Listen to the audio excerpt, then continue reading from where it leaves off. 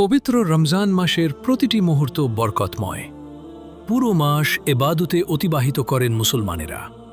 রমজানে বিশেষভাবে তারাবি, সেহরি, ইফতারের আয়োজনে যুক্ত হন তারা। এছাড়াও কোরআন তিলাওয়াতে মনোযোগী হন। রাসূল সাল্লাল্লাহু আলাইহি ওয়াসাল্লাম বলেন, যে ব্যক্তি ঈমানের সঙ্গে সওয়াবের আশায় রমজানের রাতে তারাবি নামাজ আদায় করে, তার অতীতের গুনাহ ক্ষমা করা হয়। বুখারী হাদিস 2047। রাসূল সাল্লাল্লাহু আলাইহি ওয়াসাল্লাম আরও বলেন, যে ব্যক্তি ঈমান ও সওয়াবের আশায় রোজা রাখেন, তারাবি নামাজ পড়েন এবং কদরের রাতে জাগ্রত থেকে আল্লাহর ইবাদত করেন, তার জীবনের আগের সব গুনাহ ক্ষমা করা হবে। মিশকাত হাদিস 1862।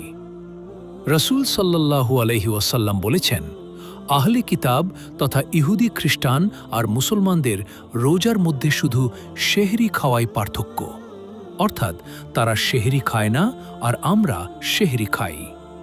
মুসলিম হাদিস 1843, তিরমিজি হাদিস 642। পবিত্র কোরআনে আল্লাহ তাআলা সেহরি খাওয়ার সময় সম্পর্কে বলেন, তোমরা পানাহার করো যতক্ষণ রাতের কালো রেখা থেকে প্রভাতের শুভ্র রেখা তোমাদের কাছে প্রতিবাদ না হয়। সূরা বাকারা আয়াত 187।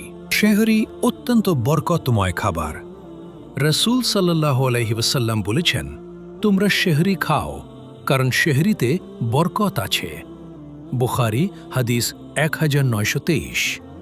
ফরজ ও নফল নামাজ পুরো বছরের নিয়মিত আমল হলেও রমজানে এর প্রতি বিশেষ গুরুত্ব দিয়ে থাকেন মুসলমানেরা।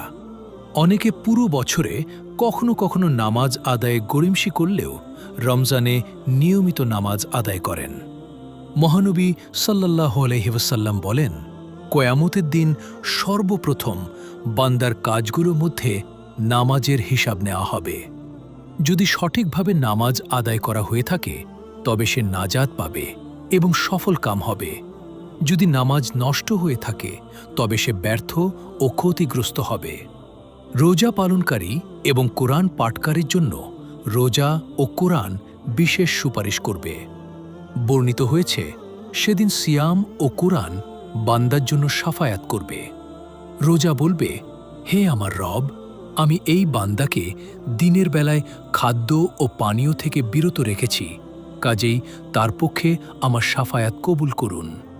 কোরআন বলবে, হে আমার রব, আমি রাতের বেলায় তাকে ঘুম থেকে বিরত রেখেছি, কাজেই তার পক্ষে আমার সুপারিশ কবুল করুন। তখন তাদের উভয়ের শাফায়াত কবুল করা হবে। মুসনাদে আহমদ 2/174। ইফতারের সময় রোজাদারের জন্য গুরুত্বপূর্ণ। আবু হুরায়রা রাদিয়াল্লাহু আনহু থেকে বর্ণিত, নবী করিম সাল্লাল্লাহু আলাইহি ওয়াসাল্লাম বলেছেন, রোজাদারের জন্য দুটি আনন্দ। একটি আনন্দ হচ্ছে যখন সে ইফতার করে, আরেকটি হচ্ছে যখন সে প্রভুর সঙ্গে সাক্ষাৎ করবে। তিরমিজি হাদিস 766। ইফতারের সময় প্রসঙ্গে রাসূল সাল্লাল্লাহু আলাইহি ওয়াসাল্লাম বলেছেন, যখন রাত সেখান সূর্য বের হওয়ার স্থান থেকে চলে আসে এবং দিন সূর্য অস্ত যাওয়ার স্থান থেকে চলে যায় এবং সূর্য ডুবে যায়, তখন রোজাদার রোজা খুলে ফেলবে। বুখারী হাদিস 1954। রাসূল সাল্লাল্লাহু আলাইহি ওয়াসাল্লাম রমজানের শেষ দশকে ইবাদতে মগ্ন থাকতেন। স্ত্রীদের সঙ্গ ত্যাগ করে মসজিদে ইতিকাফে থাকতেন। রাত জেগে ইবাদত পালন করতেন। পরিবারের সবাইকেও জাগিয়ে দিতেন। আয়েশা রাদিয়াল্লাহু আনহা থেকে বর্ণনা করেন, রাসূল সাল্লাল্লাহু আলাইহি ওয়াসাল্লাম অন্য দিনের তুলনায় রমজানের শেষ 10 দিন বেশি ইবাদতে সচেষ্ট থাকতেন।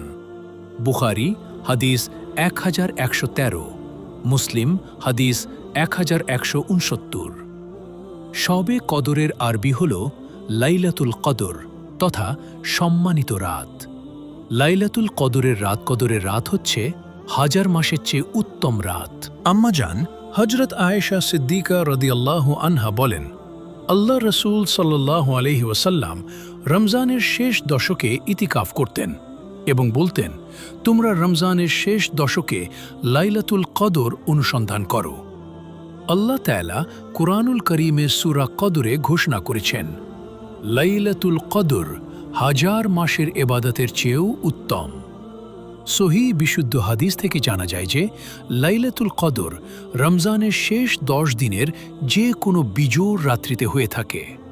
বিভিন্ন সহি হাদিসে 21, 23, 25, 27 ও 29 তারিখে লাইলাতুল কদর অনুষ্ঠিত হওয়ার কথা উল্লেখিত আছে।